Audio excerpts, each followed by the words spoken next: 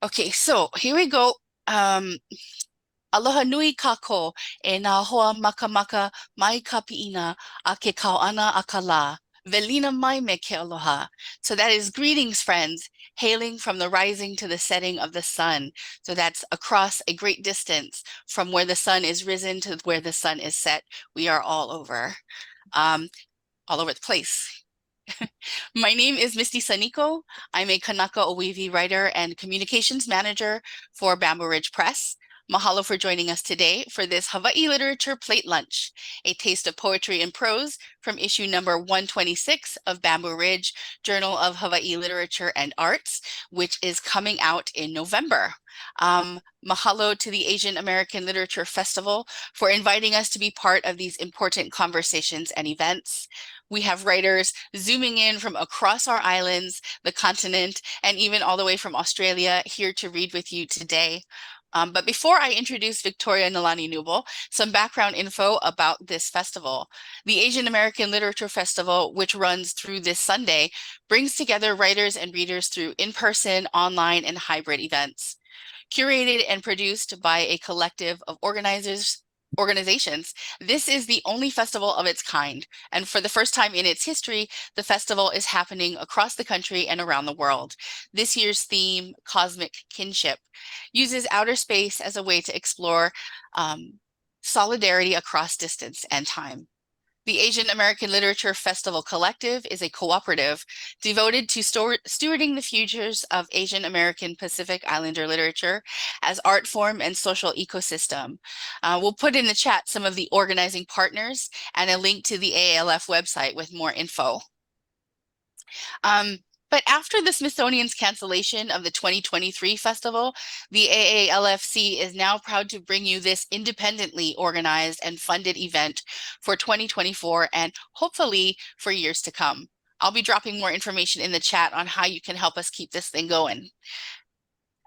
Between these literary events for the festival, we also invite you to join our Discord to participate in daily writing prompts and other fun things. So check out the Discord. It is important to protect our creative spaces and energies. So we ask that you connect with everyone, me ka malama, with care and respect. Feel free to use the chat to share your aloha with these amazing writers as they share their aloha with you through their poetry and stories. But let us know where you're joining us from. And if you hear something you love, don't be shy. Just throw a shaka or a heart emoji in there too. There will be time for questions at the end. So drop them in the Q&A box that you can access at the bottom of your screen or in the chat, and we'll get to them afterward. As we participate in these digital events, we want to acknowledge that we are on Indigenous lands and recognize the legacy of colonization embedded in the technology that we're relying on. Tools and internet access that many Indigenous communities don't have. These technologies, often key to our own creative work, also contribute to climate change, which disproportionately impacts Indigenous people, especially in the Pacific.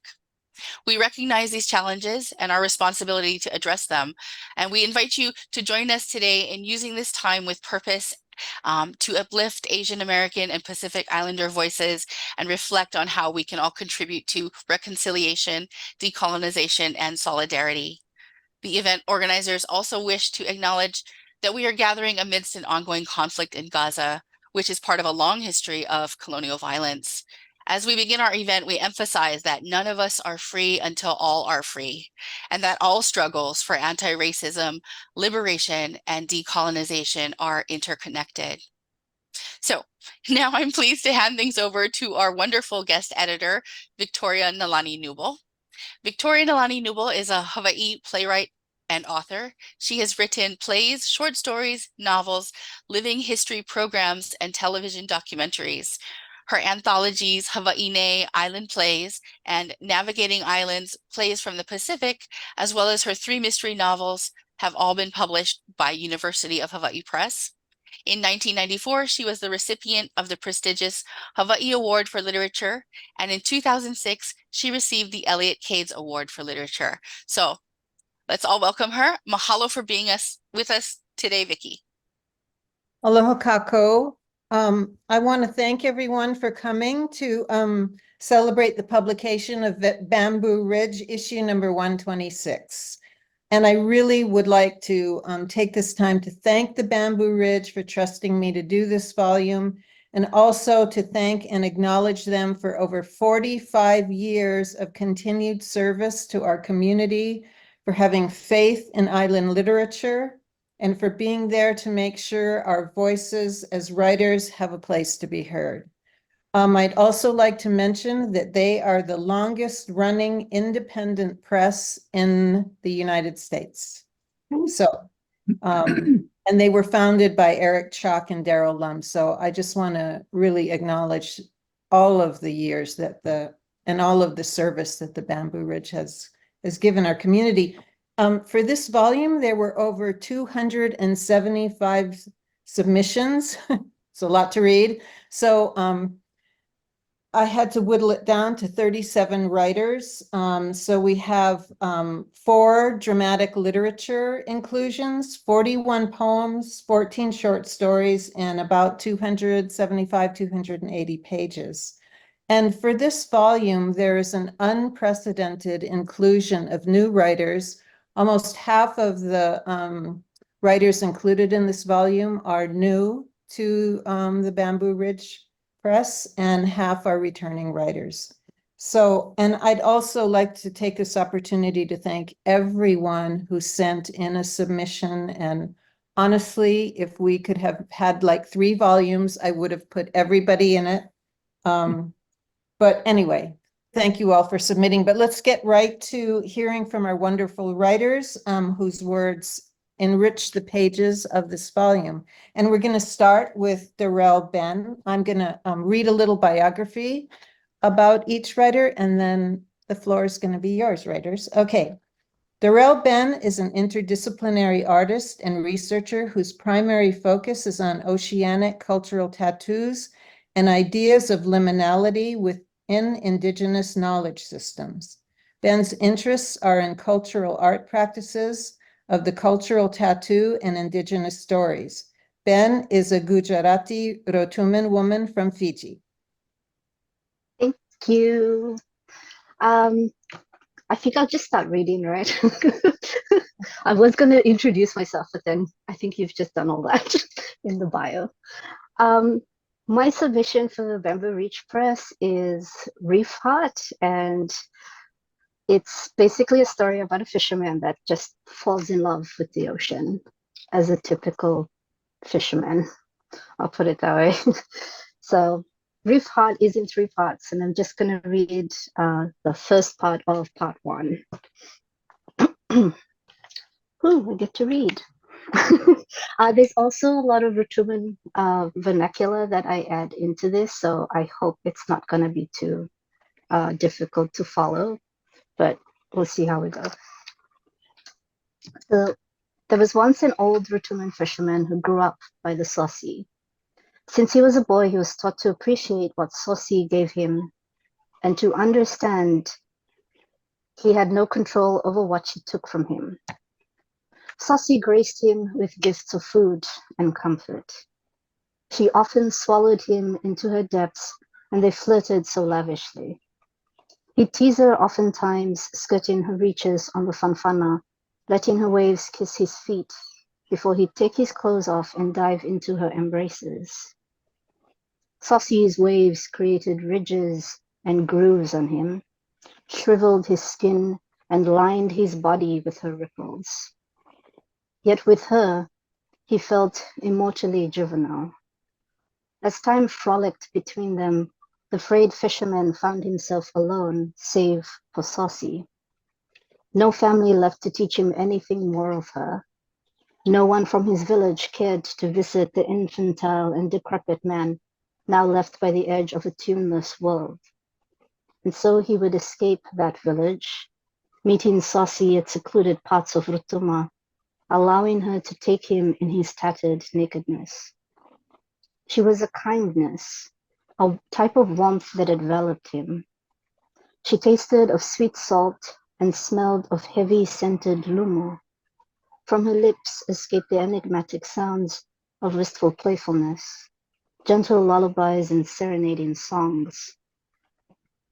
He found himself swimming in her curves, and then he'd float just between the split of Hofluya and reminisced the placid relationship between him and her grace. Saucy cradled his naked body, sheathing him in her sapphire jewels until the night slowly crept to steal time from them. One warm evening, as the sun set behind Saucy's horizon, illuminating her dazzling treasures, he saw a silhouette emerge from her depths. It was no ordinary silhouette of slender water bodies, retold in stories or images depicted in the Azores picture books of watered women. This was an ocean woman, a goddess to whom he dedicated his body. The brilliance of the sunlight made her ephemeral, glowing with a slight halo like that of the Christian's Virgin Mary. He blinked twice to confirm her very existence, his own private miracle floating just on the water's surface. She was voluptuous. Mountains hugged her body, and the ripples of waves marked her clammy skin. He could see her large breasts swoop out as she swayed her rounded, tattooed hips toward him. And just as the last simmer of the sunlight flickered, he gazed into her pearly eyes and melted, the way she melted, cascading back into her throne and disappearing. He walked back to his home, caught in the wondrous haze. His home, a dilapidated, barely standing shack, felt cold in the summer. He lit the kerosene lamp, and in the glow of its light, he stole a glance at his own face in the small mirror propped against the wall. Its blemishes were his own. The coating of the mirror exposed his old spots, the effects of facing the harsh sun all day while he fished. He instinctively ran his hand across his face. Their roughness touched the years that dented into him. He stared into his own eyes, and bile coated his mouth. He turned away from the mirror, suddenly aware of his own lowly status and flashing images of his naked, wrinkled body soaking into the royal waters of a transient queen. It reminded him of his naivety. In the dull burn of the kerosene lamp, memories of her Epicurean silhouette danced in its flames. His own body tensed as he closed his eyes to hold onto the image of the water gushing over her rolls, her long hair tangled and barely covering her voluminous breasts. He licked his dry, salted lips, remembering one of her large, perky nipples peeking through the tangles. He opened his eyes, severing the memory as immediately as he could. But he felt an anchor take hold of his breath. That evening, a storm raged across his thoughts and unsettled him even more. By the morning, he made up his mind on her. He went into town to sort out a few things. The looks cast upon him by his own Rituman brothers and sisters were like an anchor in his body. He felt as though the eyes that followed him were in multitudes, and each cast a gaze downward toward him, as though he was infantile and decrepit. None of them knew of the magic he was privy to, or the love that he had recently witnessed. He puffed out his chest a bit more, making himself less infantile, less decrepit. He did not want to feel like the old man in a shack by the village outskirts anymore. Instead, he began to embody the thoughts he had while immersed in his mysterious woman. Then, before he knew it, he found himself in the secluded comfort, away from the seemingly omnipotent eyes of his village. Is that 6 minutes? Wonderful. Hang on just a second, Victoria. Ben actually has a graphic that she'd like to share with everyone. So give me a second and I'll put it up, okay, Ben? And then Yes. you can tell everybody about it. Just a second here. Sounds good. This visual representation of your story. Hang on one more second.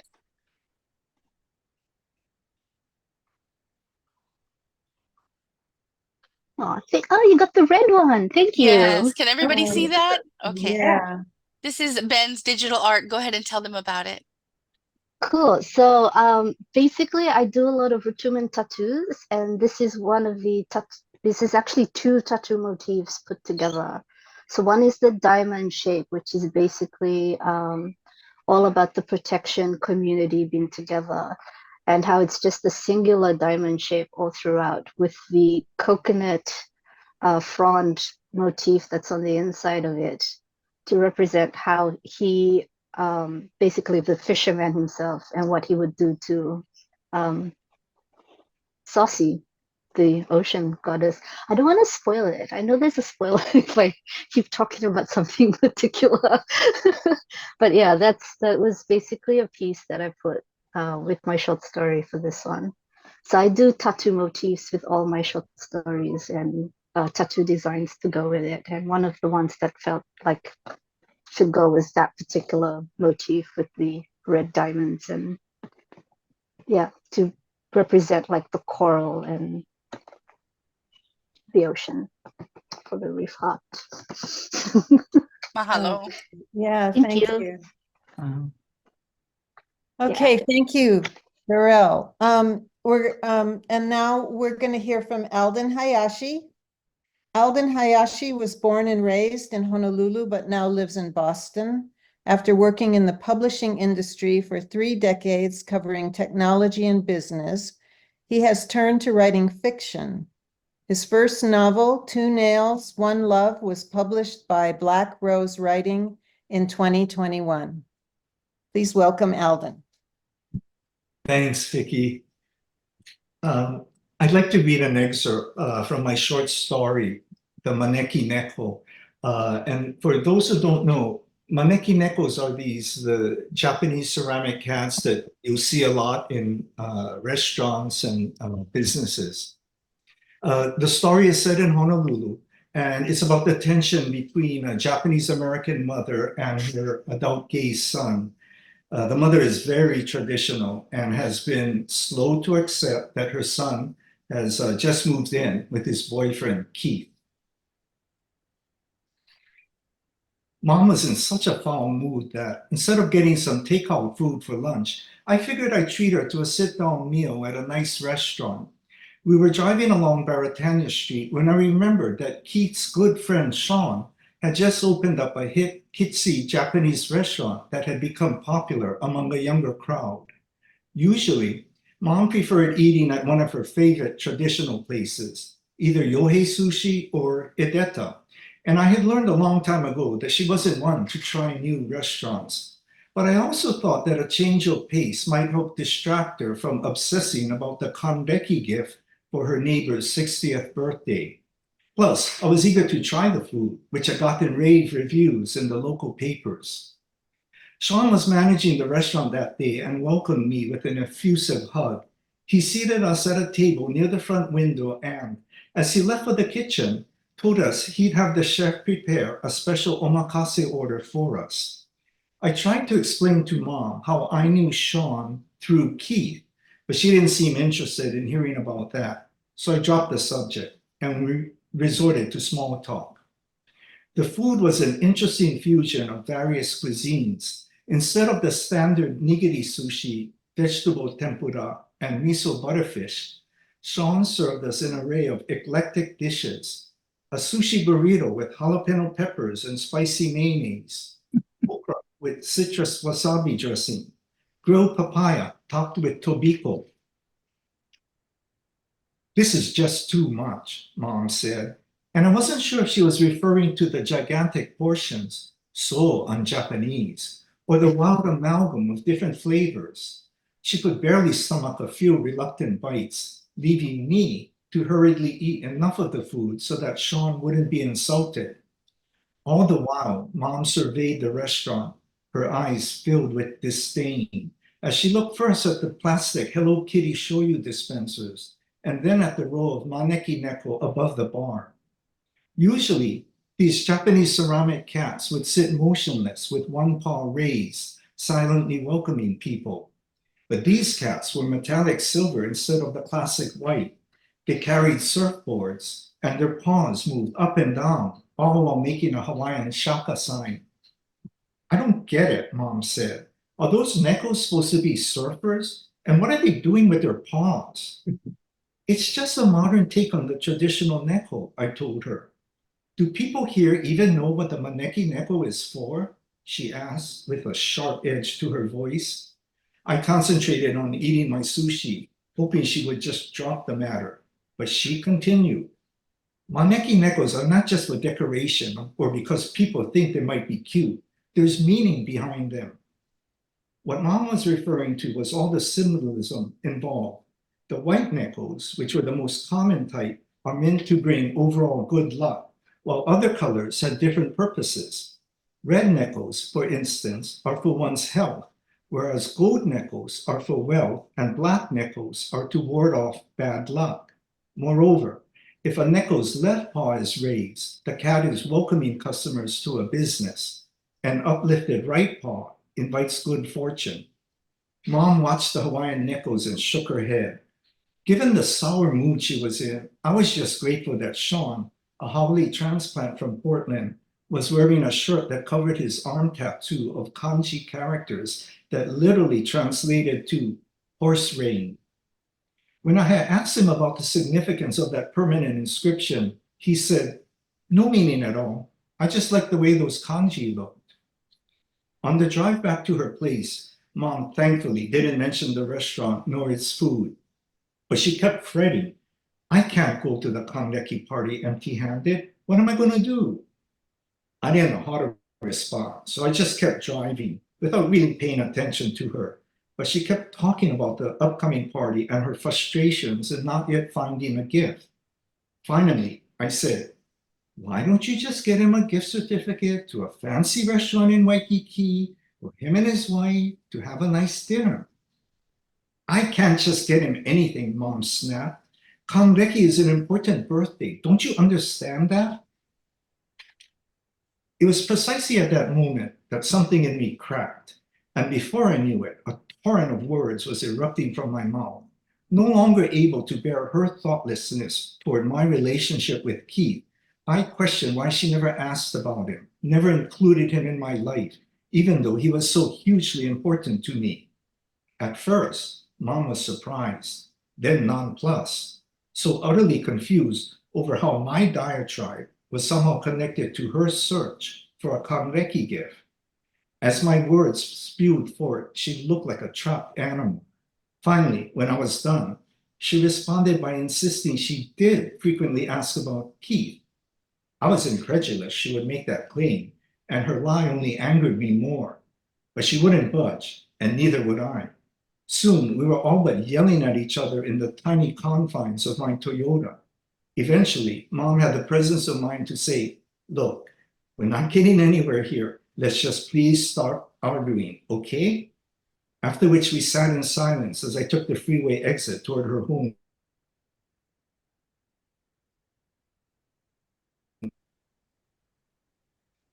Thank you. Thank you, Alden. Okay, next we're going to hear from Sarah Lacey-Irvine. Sarah Lacey-Irvine is from Pearl City, Oahu, Hawaii.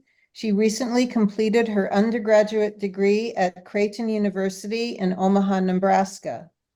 In spring 2024, as a young Native Hawaiian creative, Sarah enjoys fiction writing, screenwriting, and poetry. She looks forward to exploring more creative works and improving her craft. So welcome, Sarah.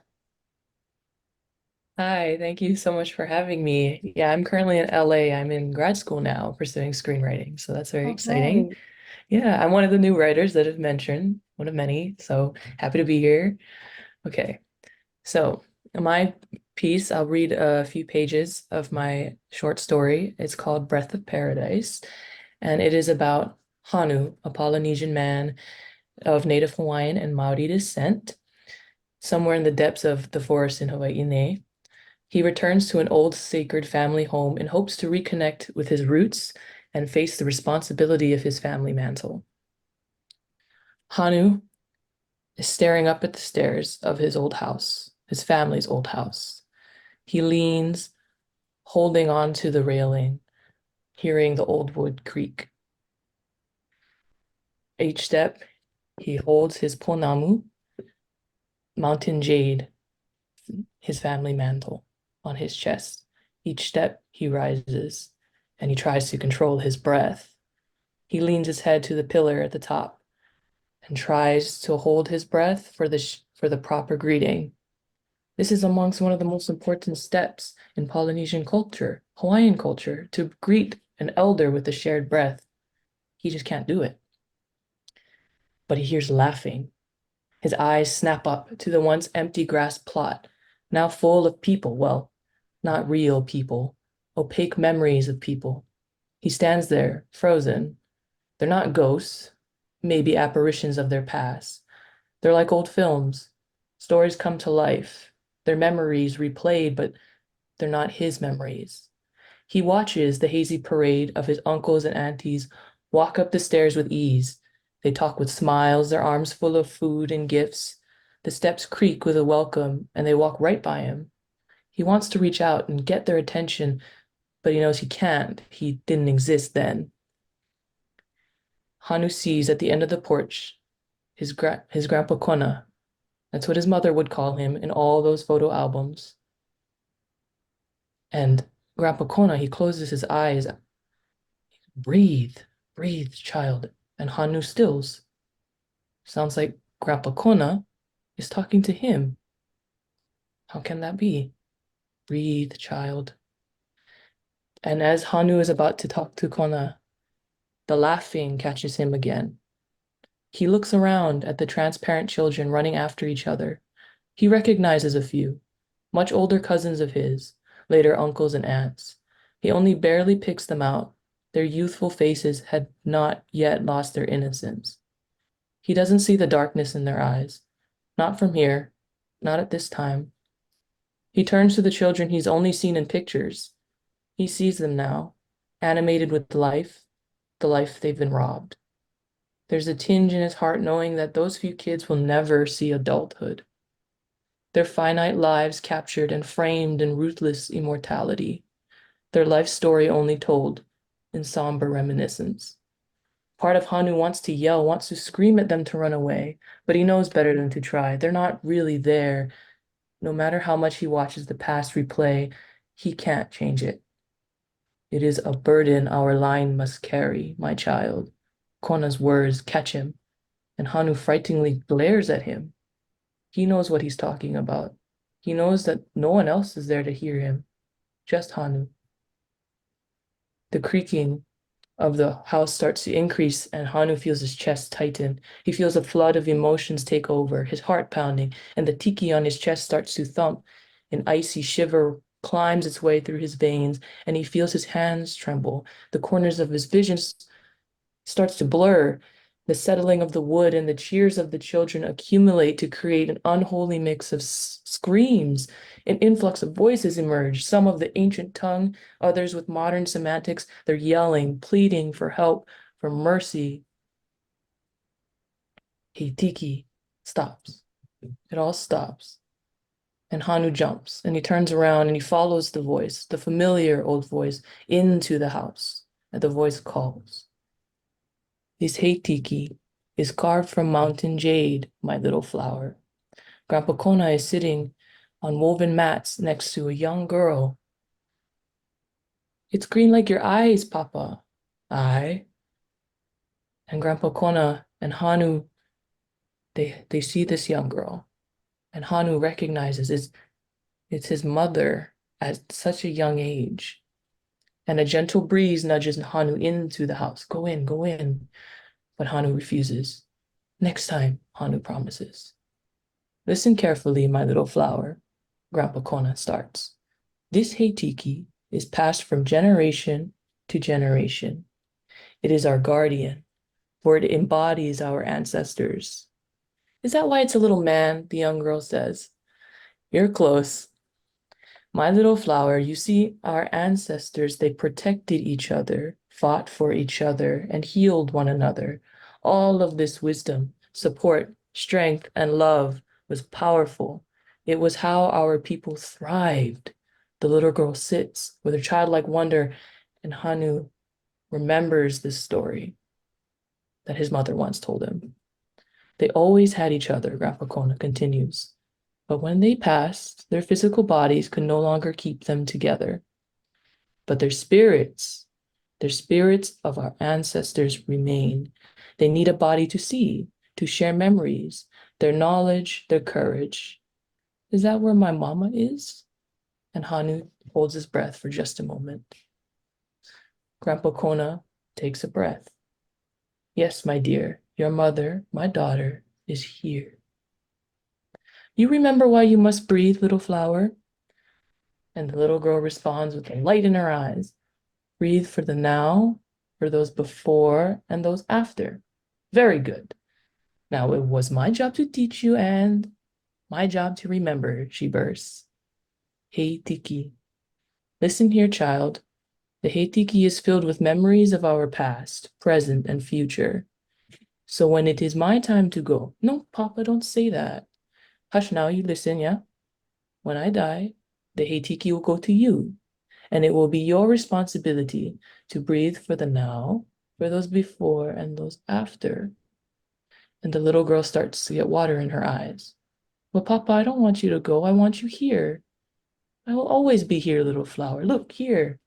And he pats the little man on his chest. When my body can no longer stand, my spirit will protect you.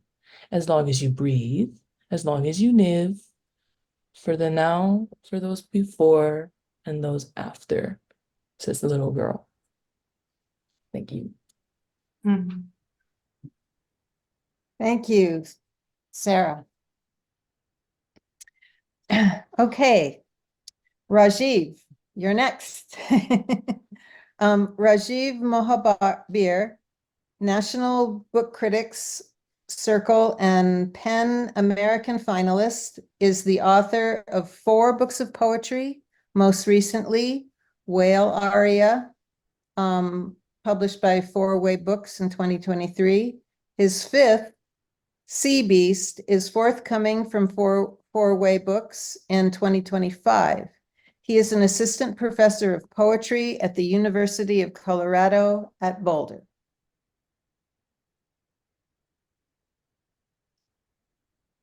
Thank you. Thank you so much. I'm so excited to be here. I just changed my background to kind of reflect the themes that I'm going to be reading about. Yeah, I was a graduate student at the University of Hawaii from 2013 to 2017. And as I was there, I was working on what would become my whale trilogy. So I'm calling it. So there's 3 books in the series. The second one is Sea Beast. And these ones taken by Bamboo Ridge. Thank you so much for giving a home to these poems. These are going to be in the second kind of genus species book, as I call it. The first poem that I'm going to read is False Killer Whale.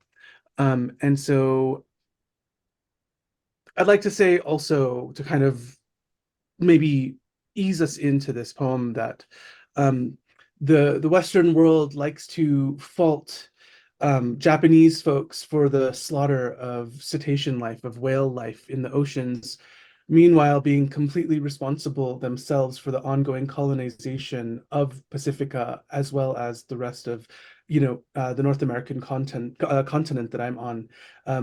Colonial projects such as SeaWorld, tend to do this kind of thing that I'm going to be reading about. It starts with an epigraph from Susan Carey from her book Voices in the Ocean, a journey into the wild and haunting world of dolphins. Death is far from instant. First, dolphins endure paralysis, and they die of gradual shock, hemorrhage, drowning, or asphyxiation. We pray with our lips. The ocean is terra nullius, its inhabitants in black fish skins. An oceanic dolphin, like its namesake, kills and eats other cetaceans and yet is known to offer divers the fish they catch. American corporations like SeaWorld pay fisher folk for mercury-poisoned meat and for scouting the calves. At the amusement parks, signs read, "Dolphins live longer in captivity," are at danger in the wild. I call this pseudo-concern for conservation. funding slaughter for the laughter of tail-splashed tourist crowds. These back-flipping black beasts were separated as infants from families of up to 40, sent away to board in shallow tanks after whalers drove spikes into their mothers' blowholes, severing spines and calf from mother. Yet the Sudorka nuzzles the swollen bellies of pregnant women who pay extra to ride on their backs. Oh, by the way, this is going to be a heavy reading. Take a deep breath in, feel your body. Sorry to not tell you this before, but yes, it's going to kind of journey through this. The next poem that I'm going to read is Hawaiian Monk Seal. And these are beautiful creatures that I got to encounter firsthand when I lived on Oahu. In Palolo Valley is where I lived, and this kind of happens at Kaimana Beach, if you are familiar. Hawaiian monk seal. To reintroduce species of the class Phocidae to the bigger islands of the Hawaiian archipelago, from the Kupuna Islands, from Laysan, Midway, Kure Atoll, proves a threat to fishermen on Oahu, as the seals would rather run the line than pray for recovery, even if their heads resemble monks with their short hair. Sealing diminished them once, and yet another kind of sealing emerges from the Pacific. In Waikiki, at Kaimana Beach, I see 3 grow algae on their fur, basking in ultraviolet before their awkward shamble back into blue. Foraging plasticity allows their diet, peppered with squid, octopus, and crustaceans, to be complemented by plastic, reaching its tendrils from the great garbage patch to choke Ilio Holo I Ka Uaua, little dog that runs on the waves. So I get why they attack tourists who don't care about brown suffering and want their canned pineapple and still flock to Hawaii when kanaka se a clear aole.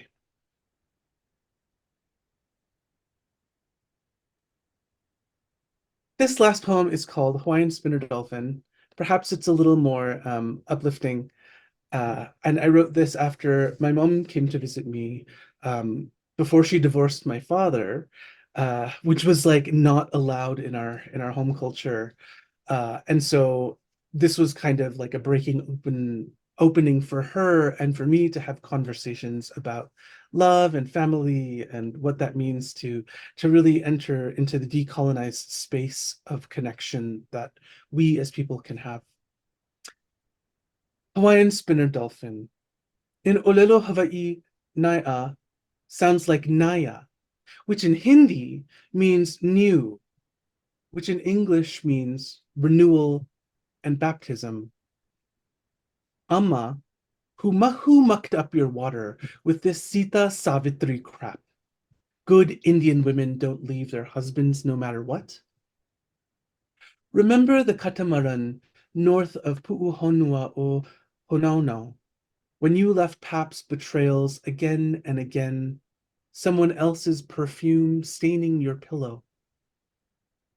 You were afraid first, but jumped in after you saw dolphins flip and twist in the sun, sky-clad, shaking off sapphires.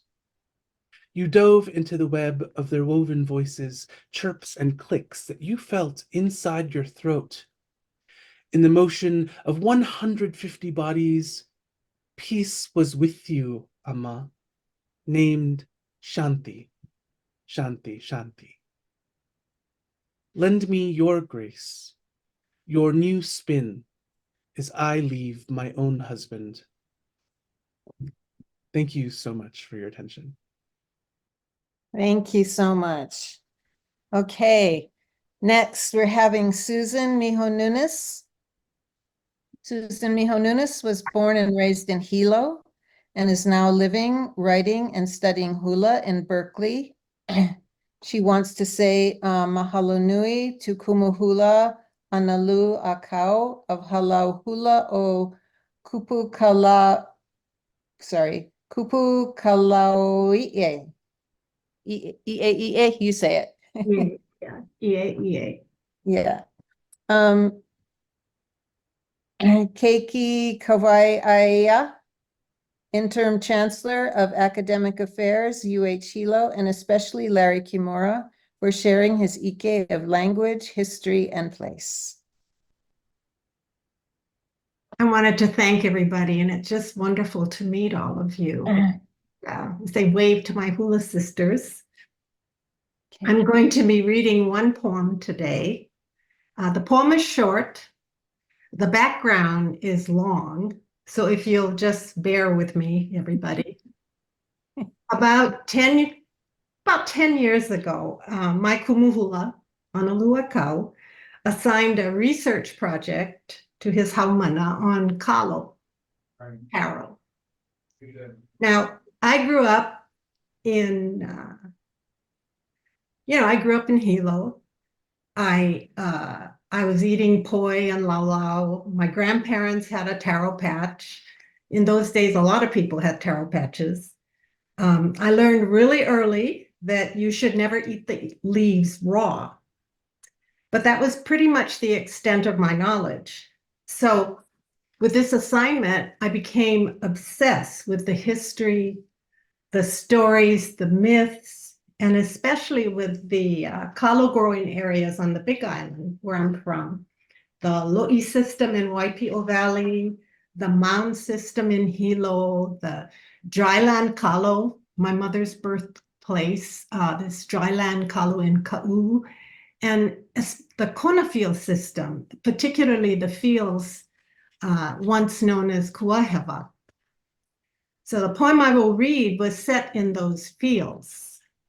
They stretched for miles in the uplands of the Kona district of the Big Island, above Kahaluu, Keauhou, and Kailua.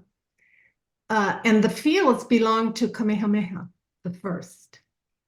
I learned that he worked in those fields. In fact, in those days, chief and commoner alike worked in the fields of Kuaheva. I learned that the kalo was fed by the mists, that it reached heights of 6 to 8 feet, so tall that a man could get lost in them. I learned that in 1813, after years of war and the unification of the islands, after the challenges of kingship and succession, Kamehameha retired to the Kamakahonu Royal Center in Kailua. And this really got me. He built this elevated red house on the Makai side of his residence, facing toward the uplands and his beloved fields. And my poem that I'm going to read eventually was inspired by a dream I had about the old warrior in his last years, tired of battles, tired of intrigue and longing for the delights of planting, of watching things grow instead of watching men die. In time, this poem became a love poem. The physical act of planting, the physical act of procreation, and the connection between the propagation of kalo and the endurance of the Hawaiian people. So that for the people out there beyond the writers, there are a few words I thought that you might not be familiar. One is malo is a loincloth. O is a digging stick. It also means to poke or penetrate. And huli is the top of the kalo plant that was planted in the hole made by the o. Ulu is breadfruit. Ape is the elephant ear plant, similar to kalo, but it grows straight up and kalo kind of bends. And oha is the sucker, the shoots, the babies, the keiki. And finally, haloa was the stillborn child of a god. After he was buried, his little body became the first kalo plant. And it also means long stalk, the stalk of the kalo. So here's the poem at last. It's in the fields of Kuaheva. To the fields of Kuaheva, in the month of rains, in the hour before dawn, above the zone of Ulu, thus he approaches, bright with garlands, malo white as the mists of Kaupua. Thus he approaches, thus he holds the o'o, thus he bears the huli, thus he takes his place upon a softened mound, with his own hands softened, thus holding the o'o, thus bearing the huli, thus thrusting, backwards swaying until the field is planted, earth pressed, ferns cut and laid. Here it is done. Behold the oha from the body of Haloa, leaves unfurling, reaching, turning, verdant as the leaves of ulu, stems straight as the ape, yet gently swaying in the fields of Kuaheva until one is lost amongst them. Thank you.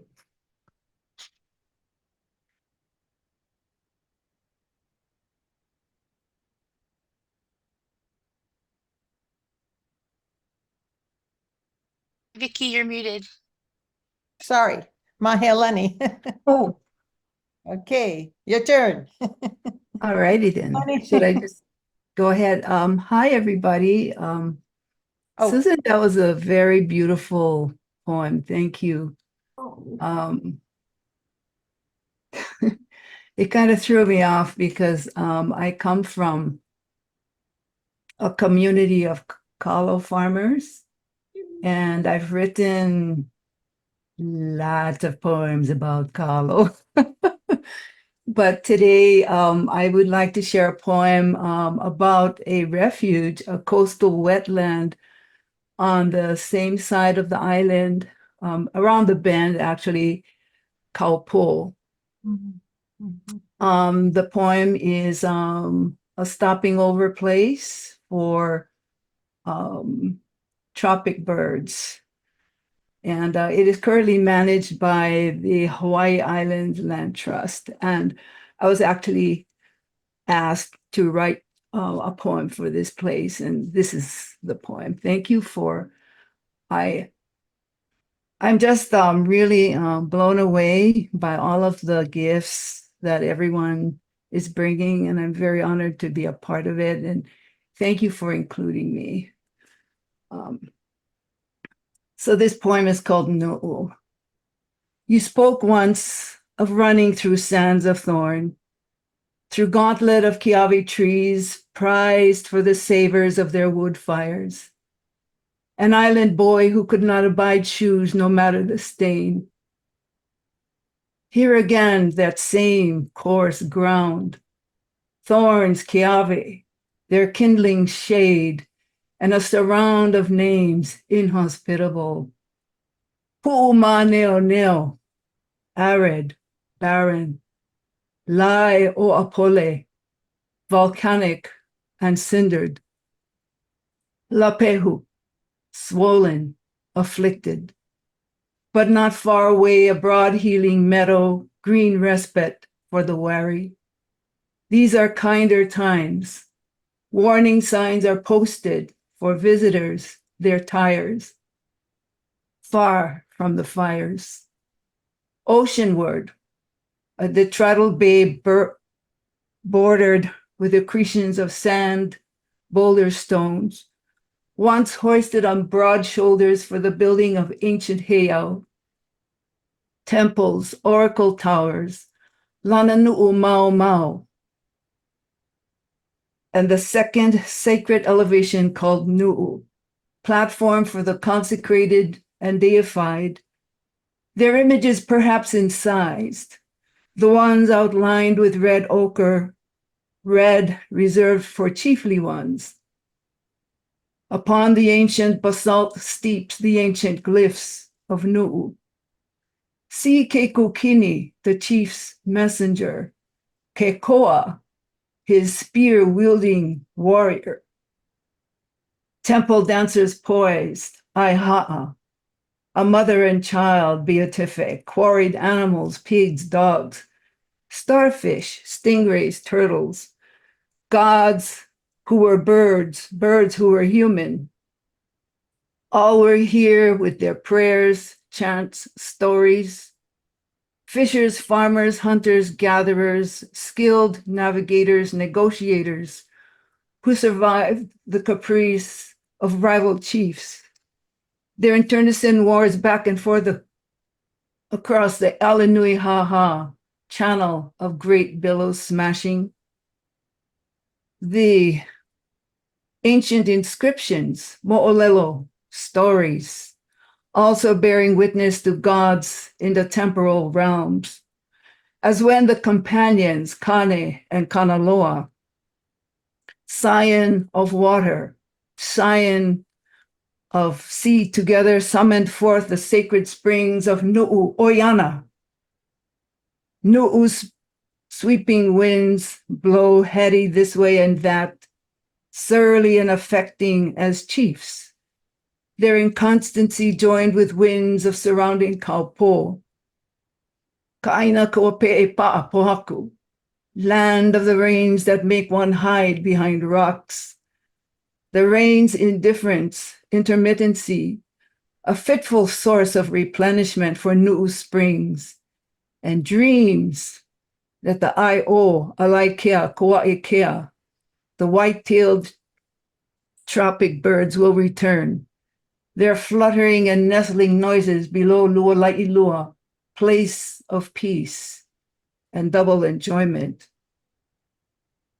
Beyond the teeming village, a scintillate sea, its precipitous depths, ha'uli'uli, dark and unfathomable. Surround of bay, shining cliffs, boulders, escarpments rise along the flanks of Haleakala to its summit. This too is Nu'u's meaning, an exalted realm of white floating clouds, of white-tailed tropic birds, where Maui reposes in the calm of blossoming sun. Mali e Maui te ahu wale mai la kaihuakala. Mahalo nui. Thank you. Before we move on, I just would like to read Mahealani's bio, so you'll can go and look for her work if you're interested in it. Mahealani Perez Wendt was published in Hawaii, has published in Hawaii, the US, and abroad, including a poetry book, Uluhai Malama. Recent work appears in anthologies, Writing the Land, 13 Miles from Cleveland, and special US laureate anthology projects, When the Light of the World Was Subdued, Our Songs Came Through, and Living Nations, Living Words. Thank you. Wow. So our next presentation is by Tyler Miranda, but it's a video clip of him reading. And Tyler Miranda, like everyone know his book, Eva Which Way, still never sell out. He only went offload 50% of the books. That make him one F student. So buy him already. Jeez, help Tyler Miranda become the first Portuguese for finally make the honor roll.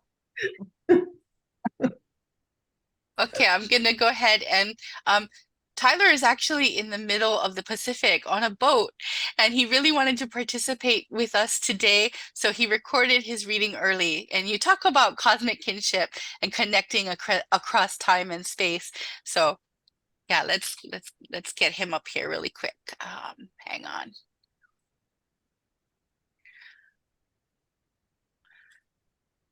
Sorry, almost.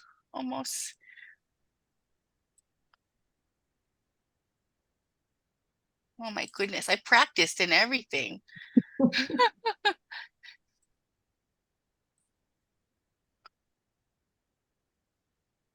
Okay, here we go.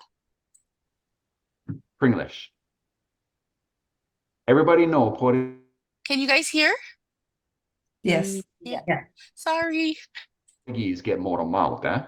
But not everybody know that one of the first things out of one Portuguese mouth in the morning is the word bullshit. Why so angry? My wife asks. Yawning, I say, I'm not. What's with the tang then? What you swearing for? Oh, I clarify. That's just one Portuguese greeting, like saying good morning. My wife shake her head and laugh. Her utter one word back at me. Tireless.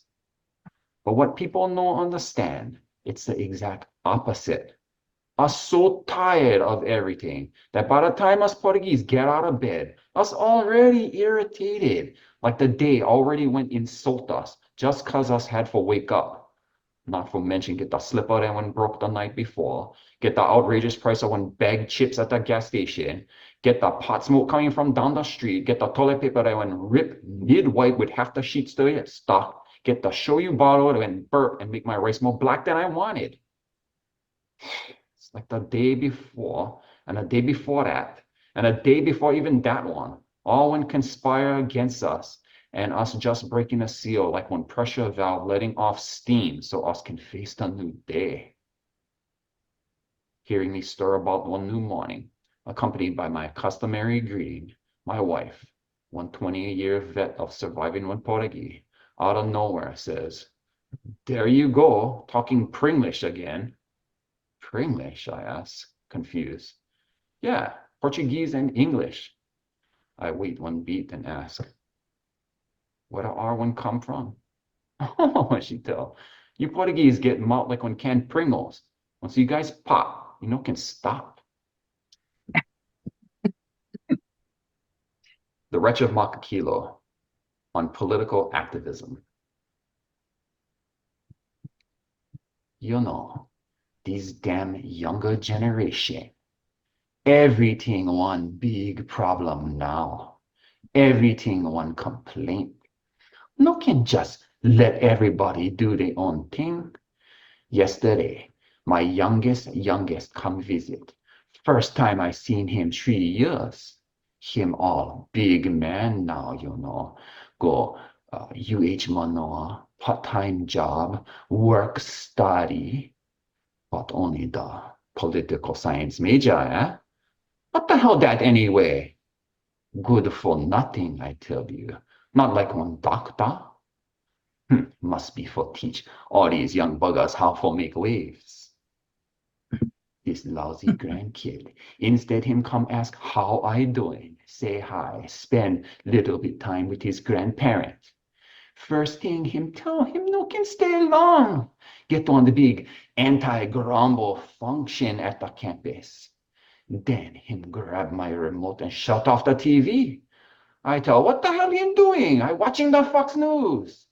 Him tell, Grams, why are you watching that? It's poison. That's when I notice what him wearing. Him get one light green shirt and one baseball cap, both with the same white letter on top. MEGA. Look little bit familiar, like the kind activist on the TV. But instead of red, the bugger green like the Jolly Green Giant. I wave my finger at his ridiculous get-up and tell, what is that, mega? Him laugh a little bit and tell, it's not a word, Grams. It's an abbreviation, and it's something big.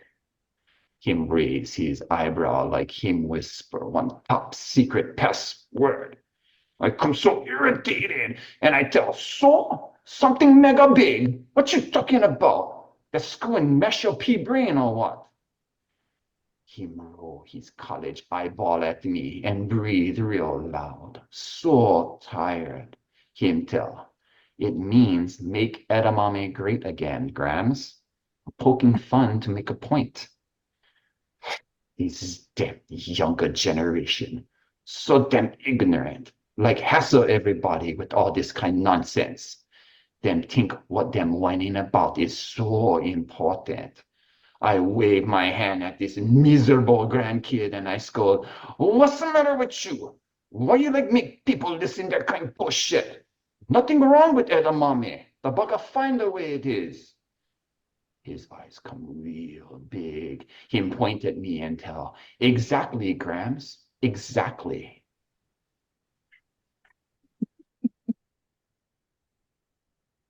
Right.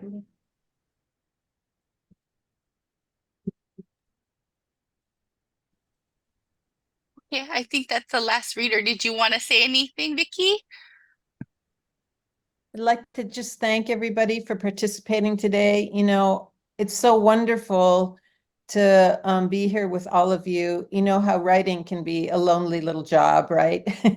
So being with other writers and hearing their work read out loud, it's like uplifting and reinforcing to me. So thank you all, and thank you for submitting your work to volume 126 of the Bamboo Ridge Press.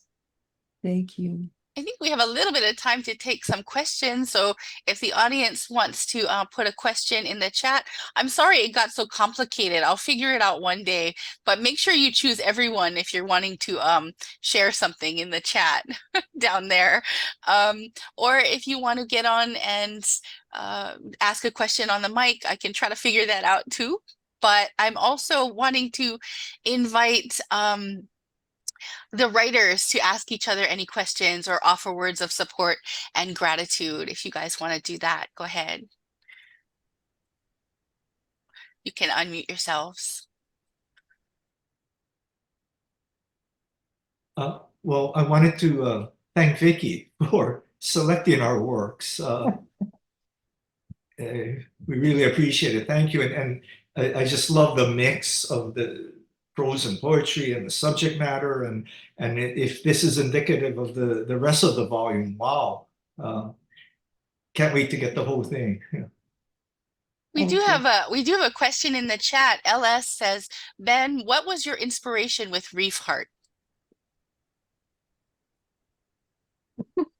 It originally was supposed to be a love story, like a love story to the climate and how we treat the ocean. And yeah, that took a turn in the middle of writing. But I was having a conversation with one of my Maori friends, and we were talking about how there's all this negativity in the world, and we should have something a bit positive. And we came up with like a random storyline about what happens if there was this person that came out from the water. What happens if this happened in the river? And we had like all these different deities in our heads. So she started sketching out a few, and then I got to writing about one. And unfortunately, my one just turned, and she really liked it. And I was like, I like it too. So we kept Reef Hut the way it was, with its twists and its turns. But yeah, it originally started out as a love story because I was like, you don't hear much love story about old people falling in love. I don't know why. So yeah, thank you for asking the question.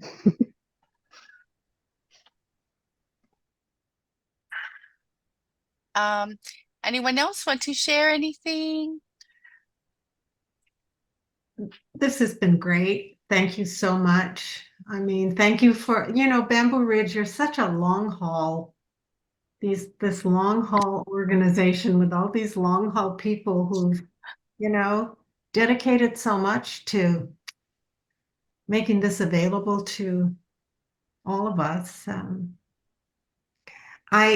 afraid that I age myself by saying that I remember it from the beginning. The first issue. I think it was 1976. Yeah, 1978 actually. Yeah. Okay, that's Yeah. close. And your book, I think, came out not too long after that. Yeah. Yeah, that was such a labor of love for them, Yeah. Actually, Susan Miho Nunes's book, I should have had the link for you. I'm so sorry. But you can go to our website. It's digitized and you can read it for free through the UH repository. So yeah. Okay. Let's see really quick here. Please go ahead, Rajiv, or anybody, if you want to put in your author websites or anywhere where the audience can find you or your books, go ahead and do that. Like, we want to support you. And yeah, so, okay, let me just, yeah, this was so wonderful. I had chicken skin, I was tearing up. These readings have been such a gift. I'm beyond grateful to have shared this space with you all. So to everybody who's still left in the chat or the room, these poems again and stories that were shared today are in issue 126 of Bamboo Ridge that's coming out in November. I have like a poster of the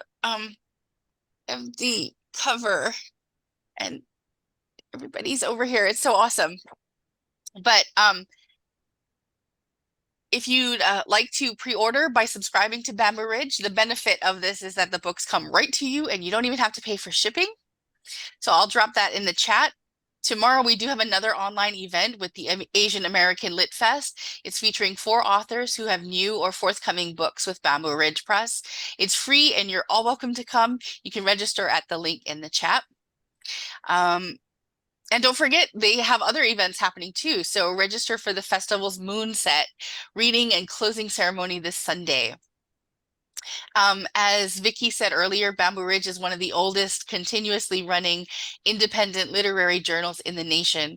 If you're interested in keeping up with all the scoops, all the news, consider signing up for our monthly e-newsletter. We promise no spam, but if we do spam you, it'll be like low sodium spam.